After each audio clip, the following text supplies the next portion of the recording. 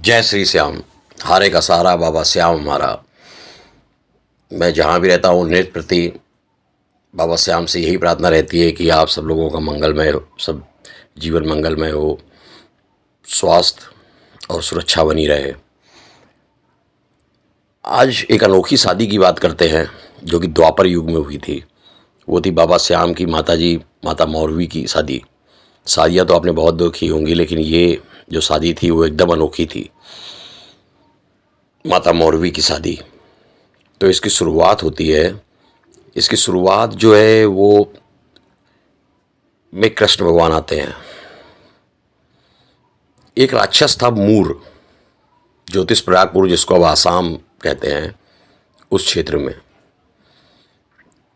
देवता इंद्र सब उससे बहुत परेशान हो गए। उसने कई देवताओं का सामान छीन लिया और सब नारायण के पास प्रार्थना करने पहुँचे। तो नारायण ने कहा कि हमारा अवतार श्री कृष्ण पृथ्वीलोक में हैं।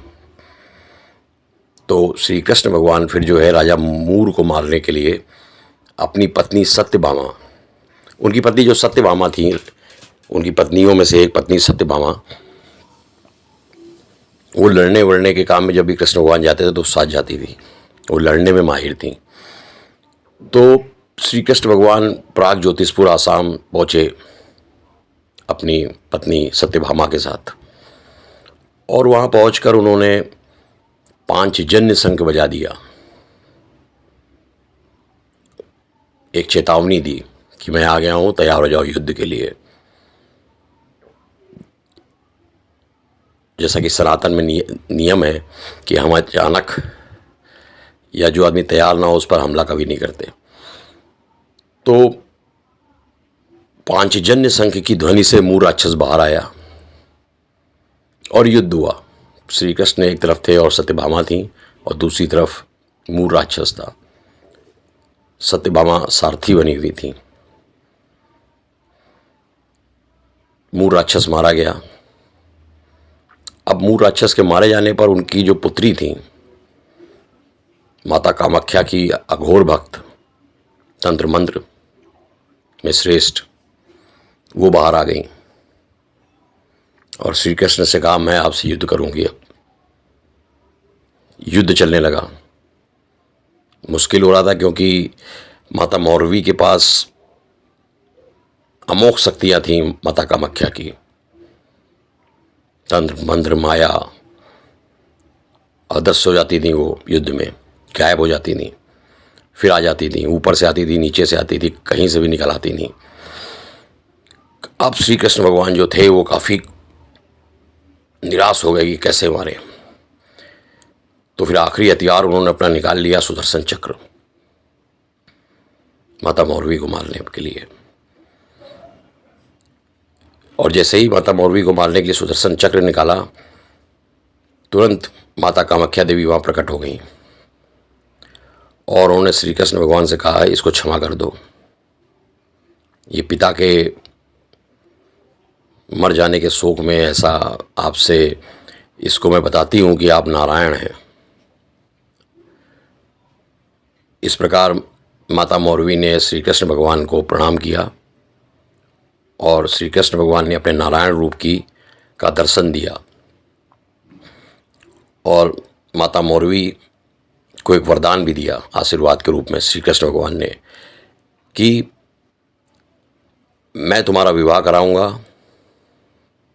और जो तुम्हारा पुत्र होगा वो कलयुग में मेरा ही रूप होगा, मेरा ही अवतार होगा। मैं कलयुग में भी आऊँगा। इस प्रकार श्री कृष्ण भगवान चले गए। माता मौरवी जो कि राजकुमारी थी प्राग ज्योतिषपुर की, वो अपना प्राग ज्योतिषपुर या आसाम का शासन देखने लग गई। अब द्वापर युग में ये समय आगे बढ़ा। महाभारत का युद्ध का समय आ गया। एक दिन भीम जो थे वो बैठे हुए थे और उन्होंने 5 पांडवों में से एक भीम ने श्री कृष्ण भगवान से कहा कि ये देखिए मेरा पुत्र घटोत्कच है, जो देवी हिडिंबा से मुझे पुत्र हुआ है वो घटोत्कच, जिसमें 1 लाख हाथियों का बल है, और इसका मुझे अब विवाह करना है युद्ध में जाने से पहले। तो श्री कृष्ण भगवान ने कहा मैंने इसका विवाह तो बहुत पहले ही तय कर दिया था। तो भीम ने पूछा किससे? तो उन्होंने बताया कि प्राग ज्योतिषपुर में मौरवी नाम की राजकुमारी है, उससे।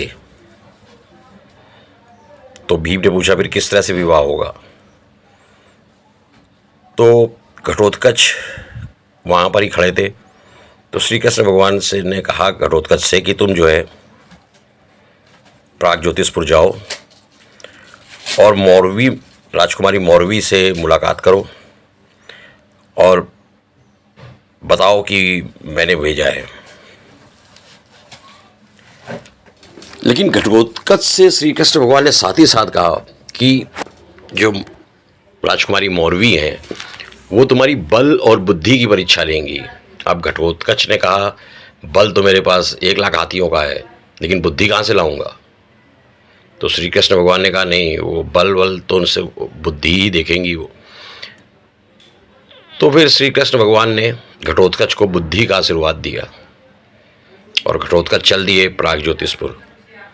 वहाँ माता मौरवी राजकुमारी मौरवी से समय लेकर उनसे मिले। तो और घटोत्कच ने अपना परिचय देते हुए बताया कि मैं ऐसा ऐसा हूँ, भीम का पुत्र हूँ और मेरे पास 1 लाख हाथियों का बल है। तो माता मौरवी ने राजकुमारी मौरवी ने साफ कहा कि मुझे बल की क्या ज़रूरत है, मेरे पास तो खुद ही इतनी बड़ी सेना है, तंत्र मंत्र है, मुझे तो बुद्धि ही चाहिए,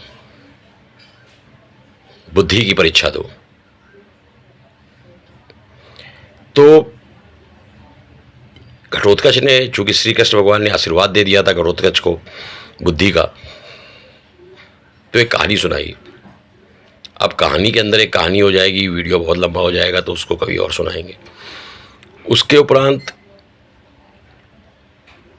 घटोत्कच ने माता मौरवी से प्रश्न पूछे। उस पर मौरवी को क्रोध आ गया और उन्होंने तलवार मौरवी ने निकाल ली कि तुम उससे प्रश्न पूछ रहे हो।